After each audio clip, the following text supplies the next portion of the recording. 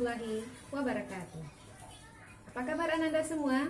Semoga sehat selalu ya. Hari ini kita akan belajar tentang struktur dan fungsi pada organ tumbuhan. Baiklah, sebelum kita mulai belajar, mari bersama-sama kita berdoa. Berdoa, mulai. Berdoa, selesai. Siap untuk belajar hari ini? Semangat ya! Semangat, semangat, semangat! Anandaku semua, kita patut bersyukur kepada Allah atas karunia tumbuhan yang diberikan kepada kita semua. Tahukah Ananda, kenapa tumbuhan sangat bermanfaat bagi manusia? Ya, betul sekali. Salah satunya, tumbuhan berperan sebagai sumber makanan bagi kita, sumber oksigen bagi udara pernafasan kita. Kemudian, tahukah Ananda, di bagian mana proses tersebut terjadi pada tumbuhan? Ya, bagus sekali.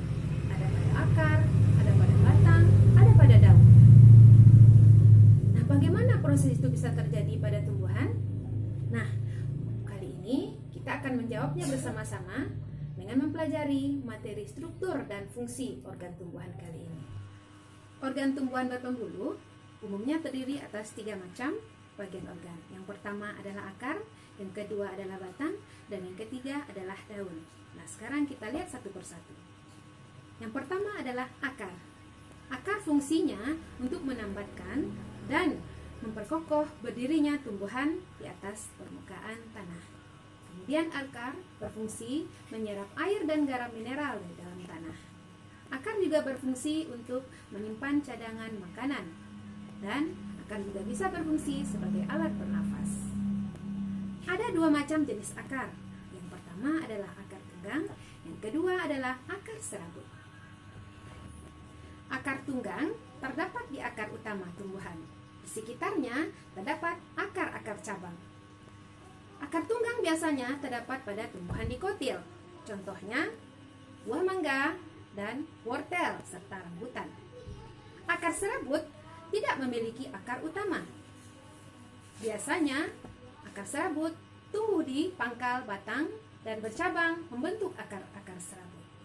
Akar serabut terdapat pada tumbuhan monokotil.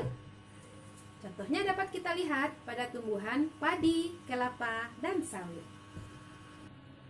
Organ kedua adalah batang. Fungsi batang utama adalah menegakkan tumbuhan. Yang kedua, batang juga berfungsi menghubungkan antara akar dengan batang. Batang juga bisa menjadi tempat penyimpanan cadangan makanan. Pada batang terdapat ruas dan buku. Buku merupakan bagian tempat melekatnya daun, sedangkan ruas adalah bagian di antara 2 buah buku. Nah, kalian tahu tidak bahwa batang dikotil selalu bercabang dan batang monokotil tidak bercabang. Organ ketiga pada tumbuhan adalah daun. Daun umumnya berwarna hijau, berbentuk lebar pipih. Kemudian bagian tipis dan melebar tersebut disebut dengan lembaran daun. Pada lembaran daun terdapat tulang daun. Tahukah Ananda bahwa tulang daun monokotil itu melengkung sejajar dan tulang daun tumbuhan dikotil menyirip dan menjari. Daun lengkap terdiri atas tangkai daun, pelepah daun, dan helaian daun. Organ keempat pada tumbuhan adalah bunga. Ananda tahu bukan bahwa bunga adalah alat reproduksi generatif pada tumbuhan. Bunga terdiri atas kelopak, mahkota, dan benang sari. Tahukah Ananda bahwa jumlah kelopak bunga pada tumbuhan dikotil adalah kelipatan dari 2, 4, dan 5. Sedangkan mahkota pada bunga monokotil adalah kelipatan 3. Nah, Ananda tahu tidak? Ternyata akar, batang, dan daun dapat termodifikasi menjadi bentuk yang lain. Nah, kita lihat satu persatu. Yang pertama adalah modifikasi akar. Akar dapat berubah menjadi akar udara atau akar gantung pada tumbuhan beringin. Kemudian akar dapat berubah menjadi akar penghisap seperti pada akar benalu. Kemudian akar juga dapat berfungsi sebagai alat pelekat seperti yang terdapat pada tumbuhan sirih. Akar juga dapat berfungsi sebagai akar nafas. Ini dapat kita lihat pada tumbuhan kayu api. Akar juga bisa berfungsi sebagai akar tunjang, yaitu terdapat pada tumbuhan bakau. Nah, berikutnya adalah modifikasi batang.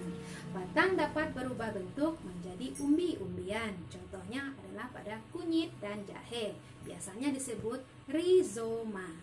Kemudian, batang juga dapat berubah menjadi stolon atau geragih. Dapat kita lihat pada batang stroberi.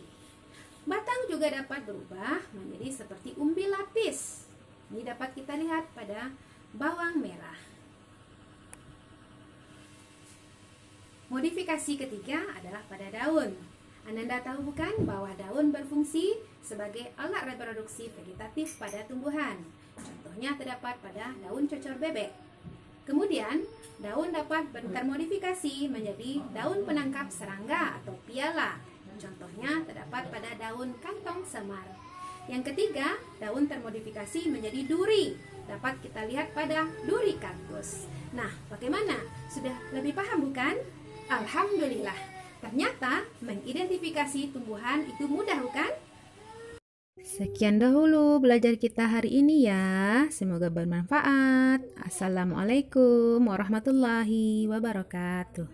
I'll be chasing colors.